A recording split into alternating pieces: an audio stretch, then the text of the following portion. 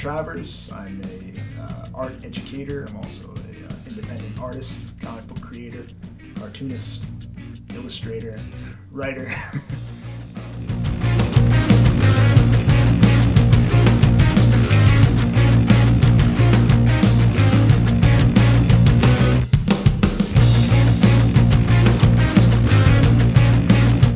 Matt Swagger here. I'm with Tom Travers, and he's the creator of Battle Skull.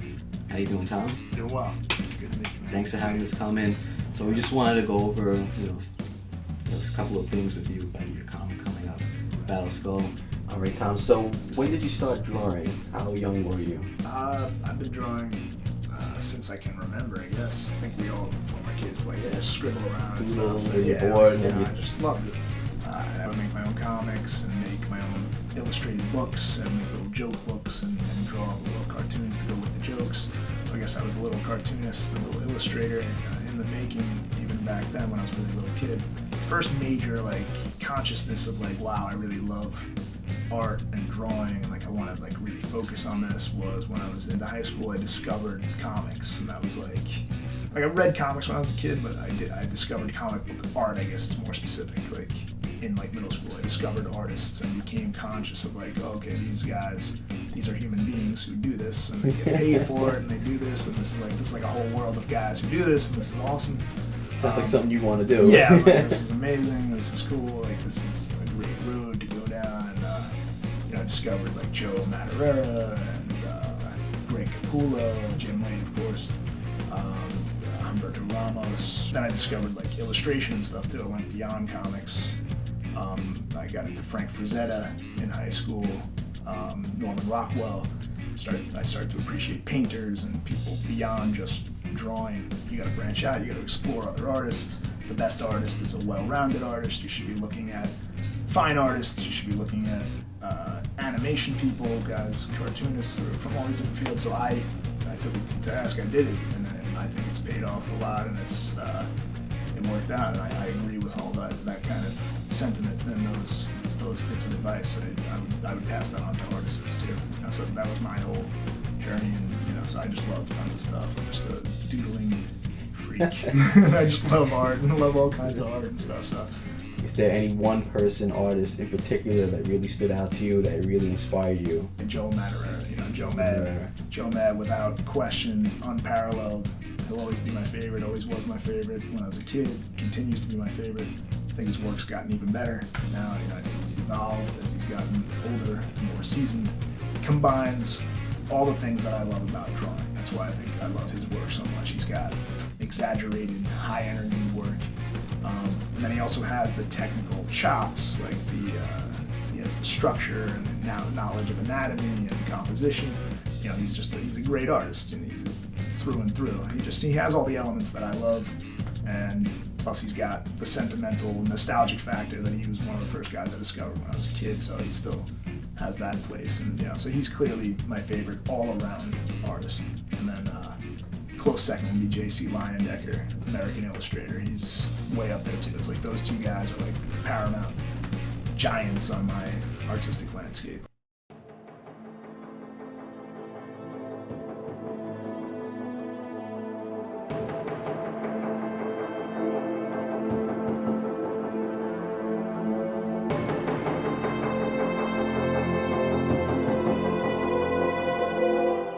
So Tom, I know Battle Skull has an interesting origin. Right. Can you give us some insight into his past? I wanted to make a character who appears to be what would be a henchman or a minion. He's kind of a character that would not be the heroic centerpiece, typical He-Man or Superman kind of character. So he started out as somebody who would be an enemy in a Zelda game, somebody who you just destroyed without a second thought, So he's this little skeleton warrior who's not your typical hero. But he has more depth to him than that. He was once a human being. He is the leader of a people. He's a respected warrior and a hero amongst his people. And he's a good man. He's caught in a world of conflict, and he does end up. He has a nemesis, an enemy who is threatening his people, and he ends up in mortal combat with this individual and finds himself defeated, and he's near death, and in order to be able to have a second chance, he takes a deal that's offered by kind of an evil, nefarious mage or wizard. His soul is transferred into the Battleskull body. The main villain of the book, who was Battleskull's enemy in his human life, continues to be a massive evil force within Battleskull's world, as he's dealing with it now as Battleskull. You know, he's going to still face the enemies that are created by this villain, and this villain is, you know, like all great villains, he's bent on world domination and all this stuff, so he's trying to just destroy everything, and he's a total, complete villain. So he will have a major role, and he will constantly be creating obstacles for Battleskull, conflicting directly with Battleskull, and he's going to be a major part of the story. That's pretty awesome. And you know, you mentioned barbarian. So what time period is it taking place?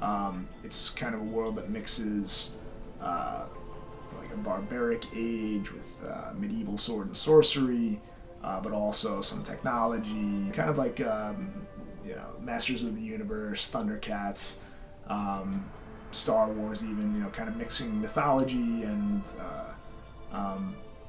sword and sorcery with a little bit of sci-fi and that kind of thing. So it's a world that's full of, you know, a wide variety of things. I basically designed it so that I can kind of draw whatever I want to draw. You know, like I made it, really tailored it to.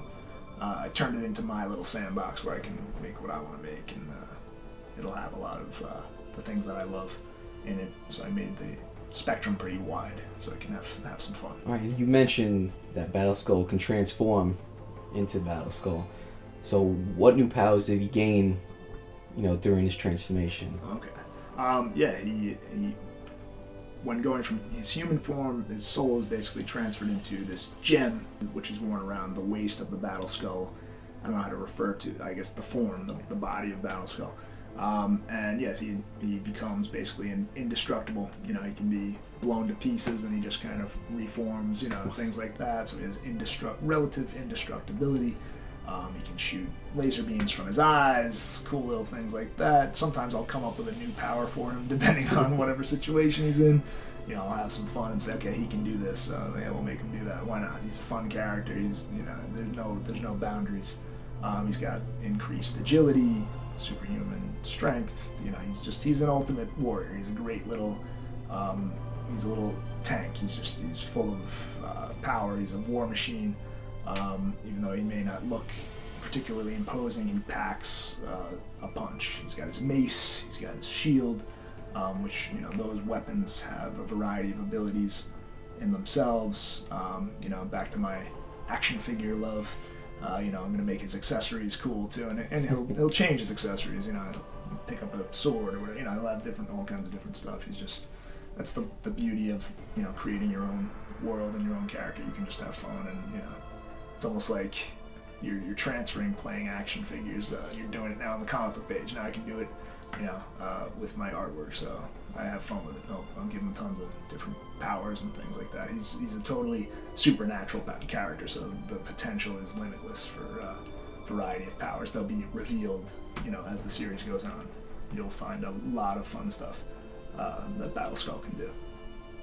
Battleskull, he can go back and forth to his human form and to the... No, he lost his human form. His spirit has been transferred into the bones. Okay, so he's the gem on Battleskull's waist.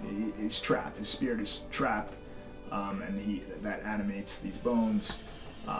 He's trapped as Battleskull at this point. Okay. His mortal body is gone, so he's dealing. You know, that's another aspect of his character that he has to deal with. So you talk about that he has an inner struggle dealing with being Battleskull and in his past life. Right. Like, how are you going to depict that in the book? Through showing his memories coming back, you know, flashback sequences, things like that. We'll be able to see who Battleskull was in his human life. You know, the reader will discover more and more about his past as he himself is discovering more and more about his hidden past now. You know, as he is his true spirit, his the man that he was, is trying to resurface.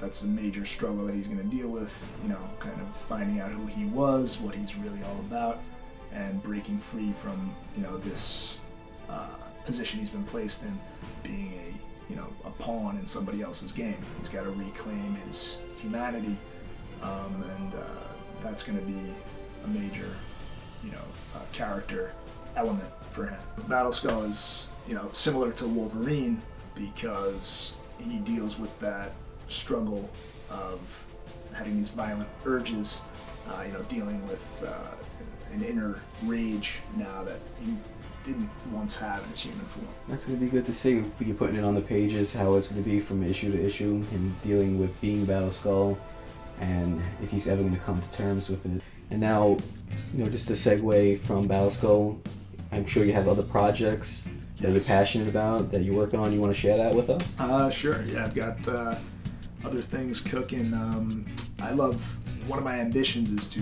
write and draw children's books. It's one of my passions as well. So I've got a couple of children's book concepts that are in the works. I've submitted them to publishers and gotten some positive responses. No publication deals or anything like that, unfortunately.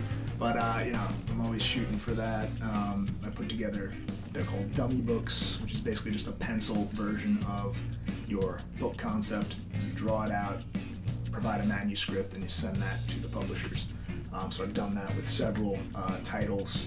Like one of them is Alien Dude is a little children's book character I created, and I tried to develop a story for him. So he's like my children's book version of Battleskull. Yeah, so you're doing like a children's comic, in the storybook version. Yeah. That can help, parents, tell the story to the children just by looking at the picture instead of having the words there. Yeah. And it kind of helps, imagination. Yeah, absolutely. It's visual storytelling, which that's what comics are. That's what a children's book is. It relies heavily on drawing and illustration and cartooning and all that stuff. It can all be incorporated there. And what I love about children's books is just the variety of styles you can use as an artist. You can really like for each project that I mentioned, like Alien Dude or Christmas Monster, I can use a totally different illustration style for the Christmas Monster and do something totally different for Alien Dude. And it's all kind of, it all kind of works like in that medium. It has a very wide range of what you can do. And it's fun for me to just experiment with different illustration techniques, different drawing, different coloring, different ways of approaching creating a finished piece of work, and different ways of telling the story with art. All right, so Tom, you want to just tell us about the equipment that you use for your drawing? Sure. Pencil is my primary. That's where everything starts. I always kick everything off with pencil. I use everything from basic number 2 pencil. I also use mechanical pencils if I'm going to do something that's maybe a little more tight and intricate, like I'm trying to get really small details and stuff like that. And if I'm doing a comic book page, if I'm working on bristleboard, I use mechanical pencil. I use watercolor for color sometimes, Prismacolor markers for color. I use micron pens, a variety of sizes for inking. The technique I use most frequently now, at least for like my fan art pieces and pinups and things that I do, like full color work, I usually start in pencil. I lay down my markers or my watercolor, and then I go in and I ink right on top of the color, so it brings all the lines forward. Nice. all the stuff that I want to do, I render with the ink, and I really just try to. My goal is always to maintain the sketchiness and the energy. I really try to capture that. How many pages you can draw within a day? Within a day, I could probably get one good page done. I can do everything from laying it out, maybe doing the thumbnail sketch first, which is like the initial scribbles. Then you transfer it up to a larger piece of paper. Then rough it out, then start to tighten it up. I can usually get one tight page of pencils done in a day, but usually not much more than that. It's a lot. It's consuming. Yeah, and usually I don't have many days like that where I can sit down and do it all day. So I usually just do stages. I'll do the layouts one day, come back to it the next day. I gotta go to bed for work or whatever. So I gotta you gotta cram it in. Right. But yeah, so one page a day, roughly, Page. for pencils. Yeah. When you're drawing, what music do you listen to that maybe helps you get in the mood, inspires you? I guess when I'm drawing, it's all like, it depends on my mood, whatever, just like anybody else, I think, who loves music. If you really love music and you love a variety of music, you bounce around and listen to a ton of different stuff. I tend to want to throw on like instrumental stuff usually when I'm drawing. I might throw on, I love Anthony Phillips, the guitarist from Genesis. So he's got some beautiful acoustic stuff, really peaceful music. Help you relax. Yeah, just like relaxing stuff. It also actually kind of has an element, like if I'm doing something like Battle Skull, I'll throw on Anthony Phillips because it has kind of that medieval, classical sense to it. It kind of puts you in that realm. Like you can kind of travel to different creative areas just through the tone of the choices the musicians making and the atmosphere that they create. So it is important, like what you throw on, what you're listening to. It can definitely affect what you're drawing. And any movies, any shows that help inspire you to get in the mood, to draw, to create? I'm trying to go down that road, trying to connect with the inner child, and see like what would have been cool to me when I was a kid. I might throw on shows from when I was a kid and try to remember, that vibe and remember that sensibility. Like I'll throw on like the old '90s Nickelodeon shows like Doug and Ren and Stimpy or whatever. And it's fun to tap into like how creative things were at that time and how fun it was, and like brings me back to being a kid, and it helps me kind of get into that mindset. It helps me conceive of characters and storylines. And I try to create things in that vein. Like I try to say, I want to make something that could have come out in 1993, or something, and could have been cool, and something that I would have liked as a kid, So that's how I try to think when I'm creating something for kids. I think of the kid I was and what excited me. So I do throw on old shows, old TV shows, movies I love. If I'm in like a sci-fi mood or whatever, if I'm trying to do something, I'll throw on Alien or movies that I can bounce around all over the place, from kids shows to horror movies. So that's whatever, great, because I think that helps, because a lot of the younger generation didn't have what we had. Yeah, right. They didn't have the original Ninja Turtles. They didn't have He-Man. Yeah. All the things that inspired us. Yeah. So using that as a reference, as an influence, kind of brings it, to relevance now, and introduces it to a new generation, hopefully for a new appreciation. Yeah, absolutely. Yeah, I mean, I'm conscious of that. I don't know how many people I'll ever reach. I don't care how many people I ever reach, but I do hope that maybe some kid will find my stuff and get some of the same feelings I got from my work, or some of the same feelings I got from the stuff I loved when I was a kid. I want to try to, catch a kid who sees Battle Skull and is like, wow, this is awesome. I want a Battle Skull action figure. That's the dream. Even if one isn't available, if the kid wants it, that's cool. And that's the way I was. I would see stuff when I was a kid and I was like, this is awesome. I'm really into this. And, so I want to capture that with my own stuff and have that similar impact. And it is like, it's a way of giving back and sharing something that is special in my life that makes me very happy. Like my childhood, all the stuff I grew up with, I love it, and it really is an important part of my life. It's an important part of who I am. I believe in it. It's not like a joke to me. I hold it sacred. It's important stuff to me, and I know that kids today, they need that kind of stuff too. And I don't know, some of the stuff I look at, I'm like, I don't know, like what these kids are growing up with. So I'm not saying I'm the savior of children's entertainment, but I'll do, if I can contribute one or two cool things, I'm happy with that. So I try to just bring that sensibility to the table and give the kids or whoever's going to read my stuff and try to incorporate that stuff that I love into it. You mentioned action figures, kids want to buy them. Do you think that's going to be, a reality for you one day, having action figures, having maybe an animated series, maybe a movie? Of course, I would love to have action figures, and I would love for it to be 1996 or whatever, and I was going to a studio and they were going to make a full action figure line and have a show on Saturday mornings. Even if it lasted for one season, I'd be happy. But yeah, I mean, of course, when you're creating stuff and you're a fan who's grown up with seeing that kind of stuff, you want that for your creation too. The ultimate geek artist dream is to have the Ninja Turtles story happen for you. Start it with a comic and have it expand into every other medium possible, which is, it's exciting and it's cool. another question. Any hobbies besides drawing, your music that you write, anything that you really hold, near and dear to your heart that you like to do? Action figures and all that Collecting. geek stuff. Right, Collecting. cool, yeah. I love to shop for cool figures and statues and stuff. I love to go to conventions and just see what's around, see what I can find. I love vintage action figures. Love to buy stuff from like when I was a kid. Find something mint in package from like when I was a little kid. I'm like, that's awesome. Just pick it up. I like that element of things. All right, Tom. We really appreciate you having us here, speaking with you, learning more about you, about your projects coming up, especially Battle Skull. And we can't wait to hear more from it. So, definitely keep in touch with us. Let us know when issue 1 is going to drop. Yeah. Let us know how it's doing, because we'd love to come back and talk about it. That'd be great. I'd love to have you guys. It was a lot of fun. Thanks a lot. Had a great time. We appreciate it. Excellent. Thank you. Thank you, guys. And you heard it here on the Rogues Gallery. Thank you.